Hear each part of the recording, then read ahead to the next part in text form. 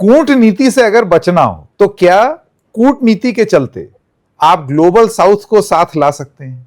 बहुत सुनहरा मौका था, स्ट्रेटेजिक ऑटोनॉमी की बात की जा रही थी, बहुत तमाम बात की जा रही थी हिंदुस्तान की तरफ से कि हम वो बनेंगे पिलर, मजलूमों के, गरीबों के, या जो आर्थिक रूप से कम सक्षम देश हैं, हम ग्लोबल साउथ का प्रतिनिधित्व करेंगे। ये तो हमारी फॉरेन पॉलिसी शिफ्ट हो गई। अच्छा, आपके इंडियन ओशन में जो फ्रिगेट उड़ जा रही है, अब कौन सा देश कंफर्टेबल महसूस करेगा? सही बात। और एक और जो बड़ा सवाल है, मैं तो ये कहूंगा पता नहीं उसका जवाब मिलेगा या नहीं मिलेगा, या फिर रासुका या यूएपीए या न जाने कौन धारा लग जाएगी। ये जो पीछे आपकी ईंटें बने हुए हैं, इसको यूं कर दीजिए तो सलाखें हो जाएंगी। सबसे बड़ा सवाल ये है कि ये इंडियन ओशन में जो सबमरीन घूम रहा था, पनडुब्बी अमेरिकी, ये हमारा एरिया ऑफ इन्फ्लुएंस है ना। तो क्या हमारी नेवी को पता था इस सबमरीन के बारे में? अगर पता था तो क्या पता होते हुए ईरान की इस फ्रिगेट पर अटैक हुआ है? और अगर नहीं पता था कि ये सबमरीन यहां टहल रही है, तो फिर काहे का वर्चस्व, कौन से गार्डियन, काहे का डोमिनेशन, काहे का गार्डियन? कोई भी तैर के आ रहा है और टॉर्पीडो कर दे रहा है। वर्ल्ड वॉर 2 के बाद टॉर्पीडो हो रहा है जी। गजब है साहब। मुझे लगता है कि अब क्योंकि आपने मीडिया की बात की है, तो इसी को लेकर जो हमारा आज का दूसरा टॉपिक है उसकी तरफ भी जाया जा सकता है, जिसमें हम इस वॉर के बारे में भी बात कर सकते हैं और मीडिया के बारे में भी। हाँ, मीडिया का तो क्या, देखिए, ये हमने ऑपरेशन सिंदूर में, हमने यूक्रेन, ये वहां से शुरू हुआ। जब जब जंग हो जाती है दुनिया में कहीं भी, तो टीवी न्यूज मीडिया को ये लगता है अरे वाह रेटिंग, अरे वाह रेटिंग। तो आग के शोले जलते हुए ग्राफिक्स, बड़ा बड़ा वॉर ब्रेकिंग, बहुत सारे चैनलों ने अपना करियर बना लिया कि अब ये इधर घुस गया, वो उधर घुस गया। याद कीजिए ऑपरेशन सिंदूर में हम लोग कहां कहां घुस गए थे कि फूंक दो लाहौर को, फूंक दो कराची को, पोर्ट में आग लगा दो, ये कर दो, वो कर दो, मजा आ जाए, मजा आ जाए। तो मजा आ जाए। बैठ के तालियां बज रही हैं, पीछे सायरन बज रहा है, पों पों पों, इस सायरन की आवाज ब्रेकिंग न्यूज में। सोहित, मेरे तब तक तो माँ जीवित थी जब ऑपरेशन सिंदूर हुआ था, और उन्होंने बैठ करके मेरे बच्चों को सायरन की अहमियत बताई। और उनका यह कहना था कि सन 71 में जब वॉर हुई थी, तो ऐसे ही दिल्ली में सायरन बजते थे। सायरन की एक अहमियत होती है। सायरन का मतलब कर्टन ढक लो, सायरन का मतलब कि डक करके बैठ जाओ कि कभी अटैक हो जाए तो आप। और हम लोग उसको मजे के लिए टीवी में बजा रहे हैं, पौ पौ पौ। हॉर्न है क्या गाड़ी का? है मतलब ट्रैफिक जैम में हॉर्न है ये। अब मैं कवरेज देख रहा था, तो दो जगह की कवरेज देख रहा था। एक इंडियन मीडिया की हम देख रहे थे, और ठीक उसी समय अल जजीरा और बाकी फ्रांस 24 बाकी कवरेज देख रहे थे। तो जो उनके रिपोर्टर्स ग्राउंड पर मौजूद हैं ईरान में, उनकी भी आवाज ऊपर नहीं जा रही थी। और यहां पर मैं देख रहा था कि इंडियन इसमें टीवी के सामने से ऐसे दो टकराए बिना ऐसे रॉकेट चले जाते थे, और उसके बाद एंकर चिल्ला के बोल रहे हैं, एंकर के बाजू से एक आर्मी का एक व्हीकल जा रहा है, और एंकर ऐसे बता रही है जैसे कि वो वहीं पर मौजूद है, चिल्ला रहे हैं, पीछे आवाज आ रहा है, सायरन की आवाज है, गन फायर की आवाज है, वर्ल्ड वॉर 3 का आगाज हो चुका है, कि और देशी इसमें घुसेंगे। तो मुझे लगता है कि अगर किसी को अपना ब्लड प्रेशर हाई है या नहीं ये चेक करना हो, तो इंडियन मीडिया के किसी भी चैनल को आप लगा सकते हैं। अब तो किसी में भी कोई फर्क नहीं रहा है। मैं तो ये भी देख रहा था कि लोग ग्रहों के आधार पर देख रहे थे कि कब युद्ध होने वाला, ये लेवल तक हम पहुंच चुके हैं। तो एक इंटरनेशनल स्टैंडर्ड में देख रहा था, जहां पर ऑन ग्राउंड उनके पीछे डिस्ट्रक्शन हुआ है, लेकिन बहुत प्यार से, एकदम प्रोफेशनल तरीके से, जैसे जर्नलिज्म होना क्योंकि वो ट्रेंड है ना सोहित। ऐसा है, वॉर रिपोर्टिंग बहुत ट्रेनिंग के साथ की जाती है, और सबसे पहली चीज उसमें जो बरतनी होती है वो है संयम।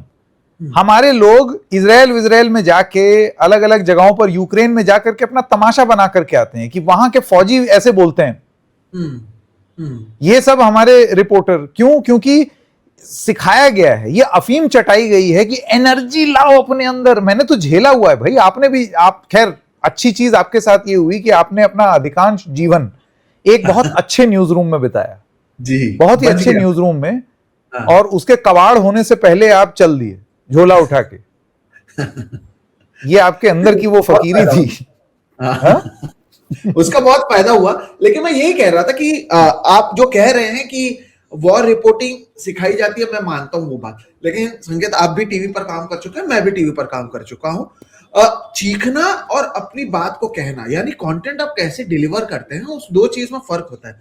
लेकिन आप संयम इस लेवल पर खो रहे हैं कि चिल्लाकर बात कर रहे हैं, और दिल्ली के स्टूडियो से आप ईरान पर बात कर रहे हैं। अच्छा, और ये भी मैंने देखा है कि एक एंकर वो आपके गली के नल के पानी से, यानी गली के नल से लेकर मंगल तक हर चीज की जानकारी उनके पास अपने आप आ जाती है। हर चीज के एक्सपर्ट वही बन जाते हैं, चीखते हुए बताते हैं। कल बजट आएगा तो बजट के एक्सपर्ट बन जाएंगे, वॉर हो रहा है तो वॉर के एक्सपर्ट बन जाएंगे। दुग्गल साहब दुनिया का एक्सपर्ट हो आज जाता है। दुग्गल साहब ईरान एक्सपर्ट बने, फिर दुग्गल साहब इजराइल एक्सपर्ट बनेंगे, फिर दुग्गल साहब बुलडोजर एक्सपर्ट बनेंगे, दुग्गल साहब सब कुछ बनेंगे। लेकिन खैर देखिए, ये प्रोफेशनल है। मैं बतौर एंकर, आप भी एंकर रह चुके हैं, कई बार ऐसा होता है कि जब आप प्रतिनिधित्व कर रहे हैं, आप स्क्रीन पर हैं, तो आपको एक सामान्य जानकारी चीजों की होनी जरूरी है। आप ये नहीं बोल सकते कि और बोलना पड़ेगा क्योंकि आप न्यूज प्रेजेंट कर रहे हैं। लेकिन आप भी जानते हैं और मैं भी जानता हूं कि हम लोगों का प्रशिक्षण इस तरीके का है कि कितना बोलना है और बोलने से ज्यादा कितना चुप रहना है, ये चीज बहुत जरूरी। अब चुप रहना तो आता ही नहीं है। चुप रह जाएंगे तो डेड एयर हो जाएगा। फिर ये होगा कि भाई इसमें एनर्जी की कमी है, तो मैं कहां से चमनप्राश खा लूं भाई, तथ्य बना थोड़ी दूंगा। और उसके भी तरीके होते हैं। अगर आप इंफॉर्मेशन नहीं है, जैसे देखिए कई बार कुछ एंकर्स के साथ बड़ा बुरा भी हुआ, अब आप उनके विवेक में कमी कह सकते हैं, लेकिन पूरा जो असाइनमेंट डेस्क था और आउटपुट डेस्क था एक बड़े चैनल में, उसने एक खबर ये चला दी कि यूएस के एम्बेसी के स्टाफ को बंधक बना लिया है इस बार ईरान में। और उस पर एक गेस्ट एक्सपर्ट आए थे, उन्होंने वो ज्ञान भी दे दिया, बहुत बड़ी बात है ये, बहुत बड़ी। बाद में भला वो एक रिपोर्टर का है जिसने कहा देखिए वो 1979 की बात कर रहे थे, क्योंकि तब से तो ईरान में यूएस की एम्बेसी नहीं है। तो ये एक न्यूज रूम में ये जो लाइव और ब्रेकिंग वॉर पौ की जो चाहत है, उस चक्कर में आप एक फर्जी एम्बेसी क्रिएट कर दे रहे हैं, उसमें आप फर्जी लोगों को बंधक बना दे रहे हैं, उसमें आप दुबई में बुर्ज खलीफा अटैक दिखा दे रहे हैं, दुबई में तबाही दिखा रहे हैं। ठीक है, स्थिति बुरी है, मेरे मित्र हैं वहां पर, आपके भी जान पहचान वाले होंगे, शीशे वगैरह थर-थर कांप रहे थे। लेकिन ऐसा भी नहीं था कि लाशें बिखरी हुई हैं सड़कों पर, जिस तरीके के वो शोले और अंगारे। उसका नतीजा ये हुआ कि यूएई में 30-35 लाख हिंदुस्तानी हैं और सबके परिवार यहां हैं। और ट्विटर पर, सोहित आप यकीन नहीं मानेंगे, इतने लोगों ने फोन कर करके और एसएमएस कर करके और ट्विटर पर मैसेज लिख के कि मेरे पापा चिंता कर रहे हैं, मैं क्या करूं। तो मैंने उनको ये बोला कि प्लीज अपने पापा को बोलिए कि वो टीवी ना देखें, वरना बड़ी दिक्कत हो जाएगी। तो संकेत, मैं तो ये भी कह रहा हूं कि मैंने ऐसा भी देखा है कि मुझे कई सारे लोग कह रहे थे कि अरे यार वो दुबई में है, उनके माँ बाप यहाँ पर हैं, वो चिंता कर रहे हैं, और मुझे कह रहे हैं कि यार झूठ पे झूठ दिखाया जा रहा है, झूठ पे झूठ दिखाया जा रहा है। तो वही बात मैंने उनको भी कही कि टीवी क्यों देख रहे हो। अगर आप देख रहे हो तो इंडियन मीडिया में फिलहाल देखने लायक स्थिति में नहीं है, क्योंकि एक होता है जानकारी देना, एक होता है टीआरपी कमाना, और इसके ऊपर जाकर एक होता है लोगों के दिलों में डर पैदा करना। और ये तीसरी जो चीज है वो आप कर रहे हैं ताकि लोग डर कर आपको और ज्यादा देखें और उसका फायदा आपको रेटिंग्स में मिले। और इस लेवल पर भारतीय मीडिया चला गया है कि मुझे नहीं लगता दुनिया में कई जगहों पर इस पूरे वॉर पर रिपोर्टिंग हो रही होगी। इतनी बुरी हालत मुझे नहीं लगता दुनिया के किसी और मीडिया में है। कहीं नहीं है साहब, कहीं नहीं है, कहीं नहीं है सोहित। मतलब मैं क्या बताऊं, वो सब जगह की मैंने मीडिया देखी है। कहीं की मीडिया और टीवी मीडिया खासतौर से, सब मीडिया को आप इसमें नहीं लपेटना चाहिए, लेकिन टेलीविजन में अच्छा एक बहुत ही बेवकूफाना जस्टिफिकेशन। अब तो खैर मतलब जिसके दम पे आप उछल रहे थे उसी ने आपकी चला दिया, कूटनीति कर दी आपकी, क्योंकि अब रेटिंग बैन कर दिया सरकार ने 4 हफ्ते के लिए। अब जिस चीज के लिए ये सब हो रहा था कि रेटिंग ऊपर चली जाए, लो रेटिंग बैन हो गई, अब कर लो। और जिसके दम पे उछल रहे थे उसी ने एक कदम उठा लिया है। अच्छा दूसरी चीज, एक चीज सोहित न्यूज रूम्स में, क्योंकि मैंने I worked in diverse news rooms, और एक चीज जो होगा ना, लोग ये देखेंगे, ये लोग देखेंगे, ये झमाझम चकल्लस, ये इस तरीके के शब्द लोग देखेंगे। भाई हु आर लोग? लोग की परिभाषा क्या है? क्या कोई सर्वे हुआ है? क्या रजिस्ट्रार जनरल ने या फिर हमारा जो मॉस्पी मंत्रालय है, स्टेटिस्टिक्स एंड प्लानिंग, उसका कोई सर्वे है? क्या नीति आयोग का कोई सर्वे है? क्या एनबीडीएसए जो कि न्यूज ब्रॉडकास्टर्स की बॉडी है, उसने कोई सर्वे किया है कि लोग जो हैं वो बेवकूफी देखना चाहते हैं? ठीक है, बेवकूफ पसंद लोग यूट्यूब पर भी हैं, रोज यहां सरकार गिर रही होती है और मोदी थर थर कांप रहे होते हैं थंबनेल्स में, वो भी मूर्खता है, खेला हो रहा होता है रोज। आज शाम तक उजड़ जाएगी सरकार, हर शाम सरकार उजड़ रही है। ये जो press club of India type की कॉन्वर्जेशंस हैं, जिसमें हर टेबल पर सरकार 7 बजे गिरनी शुरू होती है और 10 बजे तक सरकारें बहाल हो जाती हैं हर टेबल पर, फिर अगले दिन गिरनी शुरू हो जाती हैं। तो ये इसका जो ट्रांसलेशन टीवी और अब डिजिटल में हो रहा है, ये मूर्खता तो हमेशा बनी रहेगी। लेकिन आप इतने बड़े सेटअप को लेकर के इतनी बेवकूफी करेंगे, आप रेगुलेशन वगैरह को मतलब पूरी तरीके से। अच्छा, फिर अभी देखिए सरकार ने क्या किया सोहित, सबसे खतरनाक चीज ये हम जैसे डिजिटल जर्नलिस्ट के लिए, पूछिए क्यों? सरकार ने ये जो किया है कि रेटिंग्स बैन 4 हफ्ते के लिए, बेसिकली रेवेन्यू पर चोट मारने की कोशिश की है कि उल जलूल हरकत कर रहे हो, अभी वो रेटिंग्स बंद। कल को यही नियम अगर सरकार ने यूट्यूबर्स पर लगा दिया, यूट्यूब जर्नलिस्ट पर, कि जाओ तुम्हारा मोनेटाइजेशन 4 हफ्ते के लिए बंद, हम तो मर जाएंगे भाई। जबकि हमें मालूम है, हमने अपने ऊपर इतना सेल्फ रिस्ट्रिक्शन लगाया हुआ है कि क्या बोलना है क्या नहीं बोलना है, और सबके लपेटे पे आप आ जाएंगे और फिर होगा सिलेक्टिव ट्रीटमेंट। ये तो बुलडोजर एक्शन है। मैं इसके बहुत पक्ष में नहीं हूं क्योंकि ये गवर्नमेंट इंटरफियरेंस हो गया, लेकिन हमने इनवाइट कर लिया है। हाँ वही, आपने एक मौका दे दिया। और आपने जो कहा कि हम खुद अपने ऊपर सेल्फ रिस्ट्रिक्शन लगाते हैं, मैं तो लोगों को ये भी कहता हूं कि यूट्यूब पर व्यूज कमाना मुश्किल नहीं है। जैसे जो हमने कहा कि खेला हो गया, पलट गई सरकार, गिर गई सरकार, ये कहते हुए आप बहुत इजीली व्यूज कमा सकते हैं। लेकिन क्रेडिबिलिटी के साथ सही व्यूज कमाना, ये बहुत बहुत बड़ा एक टास्क हो गया है।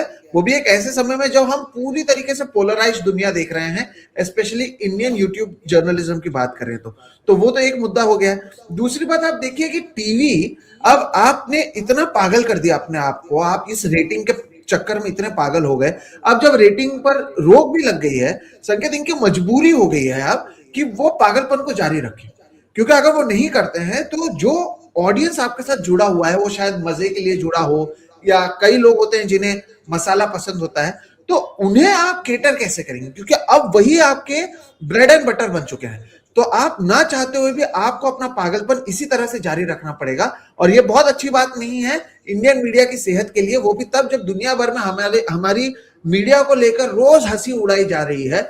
मैं देखता हूँ सोशल मीडिया पर रील्स बनाए जाते हैं, इंडियन मीडिया पर लोग पेट हंस रहे हैं, और हम उसी, आप जो भी कहें, आप और मैं भी तो एक इंडियन जर्नलिस्ट ही हैं। दुनिया में आप जाएंगे तो किस मुंह से आप बोलेंगे कि मैं इंडिया में जर्नलिज्म करता हूं, क्योंकि मेजॉरिटी लोग तो वही कर रहे हैं। आप रोज दुबई में आग लगा रहे हैं, रोज मैं देख रहा हूं कि बुर्ज खलीफा कहीं पर गिर रहा है, कहीं पर बुर्ज अल अरब में कुछ हो जा रहा है, कहीं पर किसी देश के बड़े नेता देश छोड़कर भाग जा रहे हैं। और ये बात आप कब तक चलाएंगे? और इसके मैं तो किसी की रिस्पॉन्सिबिलिटी नहीं लूंगा सोहित, ऐसा है, मैं सिर्फ अपनी रिस्पॉन्सिबिलिटी ले सकता हूं। अगर मुझसे कोई ये सवाल पूछेगा गिरता स्तर और स्पेसिफिक केसेस पूछने लगेगा, एक तो मुझे नहीं लगता कि किसी व्यक्ति विशेष का नाम लेकर के आप सही में कुछ भला कर रहे हैं। ये भी एक अपने आप में एक तरीका हो गया है। ऐसे तमाम यूट्यूब चैनल्स आपको मिल जाएंगे जिन्होंने ये प्रोफेशन बना लिया है, टीवी को गाली निकालना, टीवी न्यूज को एक स्पेसिफिक लोगों को टारगेट करना। ये तो टारगेटेड अटैक हो गया। मुझे इंडिविजुअल से प्रॉब्लम नहीं है, सिस्टेमिक प्रॉब्लम से प्रॉब्लम है। और सिस्टेमिक प्रॉब्लम ऐसी है सोहित कि आज की डेट में अगर एकदम से एक शिफ्ट हो जाए कि मालिकान ये बोल दें कि जाओ आज से तुम लोग संयम वाले हो जाओ, तमीजदार हो जाओ, सोहित ये चैनल बैठ जाएंगे। उसका कारण ये है क्योंकि इन चैनल्स में एक पिरामिड ऑफ मीडियोक्रिटी है। ऊपर मीडियोकर मालिक, उसके नीचे 2 मीडियोकर एडिटर, उसके नीचे 5 मीडियोकर प्रोड्यूसर, फिर 10 sub editor mediocre mediocre mediocre mediocre. ये पिरामिड ऑफ मीडियोक्रिटी है। क्योंकि जितने लोग जो ढंग से जो आर्ग्यू कर सकते थे या बोल सकते थे, उनको बुद्धिजीवी, ज्यादा सवाल पूछते हो, ज्यादा बोलते हो, ये अपना ज्ञान अपने पास रखो, तब कहां थे अब कहां हो, ये सब बोल करके या तो कुछ लोगों को निकाल दिया, कुछ लोग मतलब हम लोगों की तरह फकीरी मोड में चले गए। वो तो ये है, आप चाह के भी तमीजदार नहीं हो पाएंगे क्योंकि अब आपका डीएनए वो हो गया है। हाँ। अब तो झमाझमी होगा। नहीं, अब एक अलग फकीरी चाहिए होती है टीवी में काम करने के लिए, एक अलग फकीरी की बहुत ज्यादा जरूरत होती है, वरना आप कर भी नहीं सकते हैं। और इतने प्यार से, इतनी शांति से, जो हम 20 मिनट के ऊपर हो गए हम बात कर रहे हैं, मुझे नहीं लगता कि इस तरह से शांत तरीके से आप बात करना अलाउड है। तो रेटिंग्स के चलते संकेत, मुझे लगता है कि एक तो देश की छवि तो खराब हो ही रही है, आप जो लोगों को डराने का काम कर रहे हैं, आपने सरकार को इन्वाइट कर लिया है, और अब सरकार के पास एक टूल है कि जब चाहे आपकी रेटिंग्स ऑन कर सके, ऑफ कर सके। अगर कल जाकर इलेक्शंस आते हैं और सरकार को लगता है कि जिस तरह की कवरेज हो रही है और चैनल के बीच में अच्छा कंपटीशन हो रहा है जिससे सरकार को नुकसान हो सकता है, तुरंत रेटिंग्स बंद कर देंगे। क्या करोगे आप? आप फिर बात भी नहीं करोगे, क्योंकि आपका पूरा बिजनेस ही उस पर अटा हुआ है कि आप इकोनॉमी को कैसे आगे बढ़ाओ, कैसे ज्यादा से ज्यादा एड्स लाओ। तो इसके चक्कर में तो फिर आगे जाकर सरकार ही तय करेगी कैसे चलेगा, क्या चलेगा, कब तक चलेगा।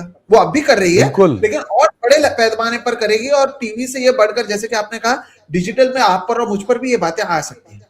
बिल्कुल आ सकती हैं। मैं तो सोहित की टी शर्ट को देख करके बड़ा मुझे एक आइडिया सूझ रहा है कि यही हरकत तो न्यूज रूम्स में भी हो रही है कि बाबू भैया पैसा ही पैसा होगा है, ये स्टोरी चलाओ, 25 दिन में पैसा डबल, 25 दिन में रेटिंग डबल, वॉर ब्रेकिंग, ओ सायरन बजा दो पीछे, है फर्जी एम्बेसी बना दो, 25 दिन में पैसा डबल, तो लो खत्म हो गई रेटिंग। लेकिन इससे ये ना, अगर आप ये सोचें कि यकायक तमीज आ जाएगी और सब लोग सही हो जाएंगे, यही एनबीडीएसए है। जी न्यूज पर 1 लाख रुपए का फाइन लगाया कम्युनल और नफरती न्यूज चलाने के लिए। यही एनबीडीएसए है जिसने हमारी पिछली संस्था एनडीटीवी और भी और तमाम ऑर्गेनाइजेशंस को जिहाद शब्द को बहुत लूजली इस्तेमाल करने के लिए, आप जानते हैं कि मतलब नए नए तरीके के जिहाद बन गए। लैंड जिहाद वगैरह तो था ही, थूक जिहाद भी है, ठीक है, चाउमीन जिहाद और न जाने क्या क्या कुछ भी, ठीक है ना। तो वो इट बिकेम, किसी भी चीज में जिहाद डाल दो ताकि रेटिंग आ जाए, अच्छा लगे स्क्रीन पर, अटेंशन ग्रैब करने के लिए। तो जिहाद शब्द को बहुत लूजली यूज करने के लिए एनबीडीएसए ने सख्ती दिखाई है। और जब मैंने गाइडलाइंस पढ़ी सोहित, तो आपको हंसी आएगी। वो ऐसी ऐसी बात बोल रहे हैं जो जर्नलिज्म क्या घरों में बताया जाता है कि कोई भी चीज अगर कुछ बोले तो एक बार उसको डबल चेक कर लो, एक बार फैक्ट चेक कर लो, एक बार ये चीज, मतलब डबल चेक नाम के पीछे की सबसे बड़ी वजह ही यही थी कि अपने ऊपर एक प्रेशर डालें हम कि मुंह बंद रखेंगे जब तक तथ्य ना हो जाए डबल चेक। तो इतनी बेसिक चीजें जब विलुप्त हो जाएं, तो फिर जब लोग आके, मुझे बहुत अजीब सा एक बोझ और बंधन लगता है जब लोग बोलते हैं कि आपका सर ठीक है, सोहित हैं और तमाम लोग हैं, आप लोग बहुत, आप ही हैं जो बचाए हुए हैं। मैंने कहा प्लीज ये ना मेरे ऊपर ये भार मत डालो, मैं कुछ नहीं कर रहा हूं, हम लोग सिर्फ वही कर रहे हैं जिसकी ट्रेनिंग हमने पाई है। सही बात, और हमें यही करना आता है। अब अगर हम इसमें डूब जाएंगे तो डूब जाएं, तर जाएंगे तो तर जाएं, लेकिन यही आता है और कुछ नहीं आता। मैं लोगों को यही कहता हूं कि अरे और करे भी क्या, आता ही ये है, सीखा ही ये है, पैशन भी इसी में आता है, तो कर भी क्या सकते हो। जो आप कह रहे हैं कि लड़ रहे हैं, किसी के लिए नहीं लड़ रहे, हम कुछ यही करते थे। पहले टीवी पर करते थे जब टीवी पर उतनी आजादी थी, अब नहीं है, तब यहाँ पर कर रहे हैं। अब इससे ज्यादा क्या। फिर कोई पूछा भी मुझे एक दिन, ये मजा लेने के लिए उन्होंने पूछा था, यहाँ बंद हो गया तब क्या करोगे। अभी जैसे इन्होंने इंस्टाग्राम बंद कर दिया, यूट्यूब बंद कर दिया, तब क्या करोगे। फिर बोला हर संडे को 11 बजे शिवाजी पार्क पर जाऊंगा लेकिन अब और करें क्या, हम यही कर सकते हैं। नहीं तो फिर वही वो दो प्लेन को ऐसे यहाँ से वहां घुमा दो और फिर बता दो कि यूएस के लोगों को कैसे ईरान ने पकड़ कर रखा है, एम्बेसी में क्या हो रहा है। और वरना जिहाद बता दो, दुनिया भर के जिहाद, नए नए जिहाद। अभी आपको और मुझे अभी मीडिया जिहाद में डाला नहीं होगा इन्होंने, लेकिन आगे जाकर आता ही होगा। जो जिहाद बचा हुआ है वो वही वाला बचा हुआ है। क्या दिल्ली, क्या मुंबई, ये तो ऐसे मुद्दे हैं जो पूरे देश में इसके बारे में चर्चा हो रही है। और मेरा ये भी मानना है सोहित कि इस देश की अधिकांश आबादी चिंतित भी है। सही बात है, लोग ये सेंटिमेंट से रेजोनेट करते हैं। ऐसा नहीं है कि हर आदमी जो है वो उसको उड़ते हुए प्लेन और उल जलूली देखना है, नहीं देखना।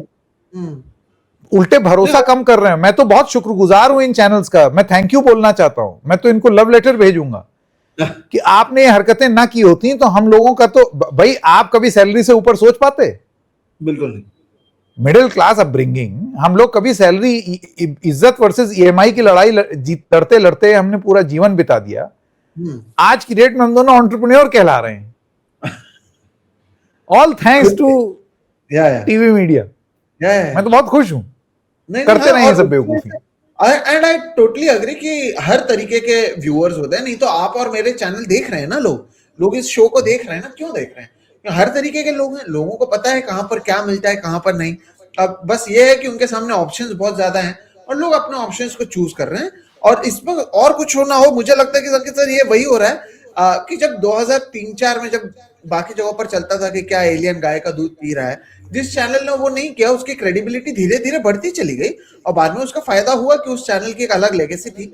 बाद में उस चैनल का क्या हुआ, लोगों ने ले लिया, वो अलग बात है। लेकिन आप अगर नहीं कर रहे हैं कि एलियन गाय का दूध नहीं पी रहा है, ये बात आप बता रहे हैं या आप सही बातें बता रहे हैं, आज नहीं तो कल मुझे लगता है कि आराम पसंद लोग, जो सही चीजें सुनने वाले जो लोग हैं, वो आ जाएंगे और उन्हें पता चल जाएगा, वो खोज रहे होंगे कि कहां पर सही न्यूज मिले। आज नहीं तो कल उन्हें उनका ठिकाना मिल जाएगा, ये मेरा मानना है। बिल्कुल बिल्कुल।